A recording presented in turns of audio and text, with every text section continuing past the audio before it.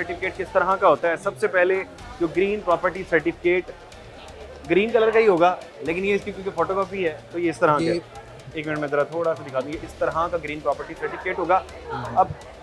अब इसके ऊपर हम आ जाते हैं राना साहब के पास। राना साहब, सबसे पहले इसके ऊपर क्या क्या चीज़ें हैं जी?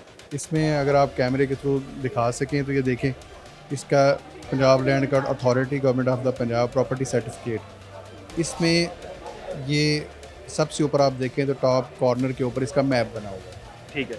नॉर्मली जब जॉइंट केबिट होती है तो हमें ये पता नहीं चलता कि जो जगह हम परचेज़ कर रहे हैं वो जॉइंट खाता में से कहाँ पे लाई करती है। तो ठीक। अगर आप जीपीसी बनवाएंगे तो वो एग्जैक्ट कोऑर्डिनेट्स के साथ आपको बता देगा कि ये जगह कहाँ पर है।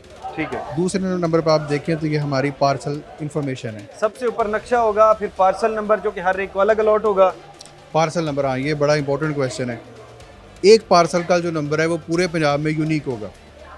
वो ठीक है। दूसरी किसी प्रॉपर्टी का, किसी आप कह लें पीस ऑफ लैंड का वो नंबर नहीं होगा। जैसे कि नंबर प्लेट है नंबर है, गाड़ी का, इस तरह पार्सल नंबर है हाँ प्रॉपर्टी। उस तरह पार्सल नंबर, और ये चेंज नहीं होगा। ठीक है। जो पार्सल नंबर किसी पीस ऑफ लैंड को अलॉट होगा वो वही रहेगा। बिल्कुल। ऑनरशिप चेंज हो सकती है, मतलब कि अगर ए ने बी को सेल कर दी है तो ए की फुटिंग गाड़ी पे के मामले के अंदर बी आ जाएगा, बिल्कुल, लेकिन पार्सल नंबर सेम रहेगा। सेकंड हमारा डॉक्यूमेंट नंबर है। ठीक है। डॉक्यूमेंट नंबर से आप हमारे सिस्टम के थ्रू उसको वेरीफाई कर सकते हैं कि इट इज़ ओरिजिनल और नॉट। ठीक है। डाउन आप देखेंगे तो यहाँ पे क्यूआर कोड दिया हुआ है, इसको आप स्कैन करेंगे तो ये रियल टाइम में आपको बता देगा कि ये प्रॉपर्टी सर्टिफिकेट जेन्युइन है या फेक है। ठीक है।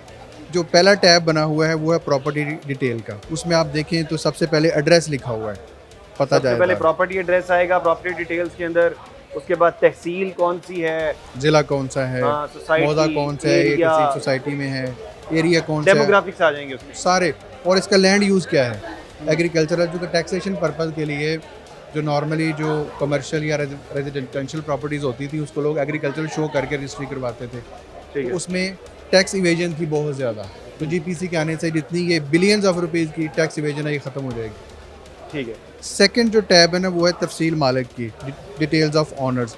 उसमें ऑनरशिप का आ जाएगा कि वो मालिक है, उसकी परसेंटेज ऑफ ऑनरशिप कितनी है, उसका CNIC नंबर आ जाएगा, उसकी वल्दियत है, और इम्पोर्टेंटली इसमें इसकी पिक्चर भी आ रही है। अच्छा, अगर एक जगह की अगर 6 मालकान है तो परसेंटेज 16.667 लिखी होगी। बिल्कुल लिखी होगी, लेकिन वो बहुत छोटे पार्सल की सूरत में होगा। अदरवाइज़ हम इंकरेज कर रहे हैं कि हर जो इंडिविजुअल ऑनर है वो अपना अलग से पार्सल बनवाए। ठीक है।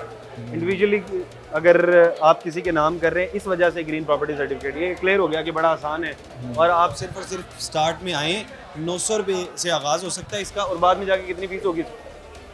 बाद में अभी डिपार्टमेंट ने डिसाइड नहीं किया कितनी फ़ीस होती है, लेकिन अभी of फिलहाल course 900 उसमें बढ़ जाएगी। इसमें आप देखिए 900 रुपये में सर्टिफिकेट की फ़ीस भी है, प्रोसेस भी पैसे इसमें शामिल है, और सर्वे फ्री में हो रहा है।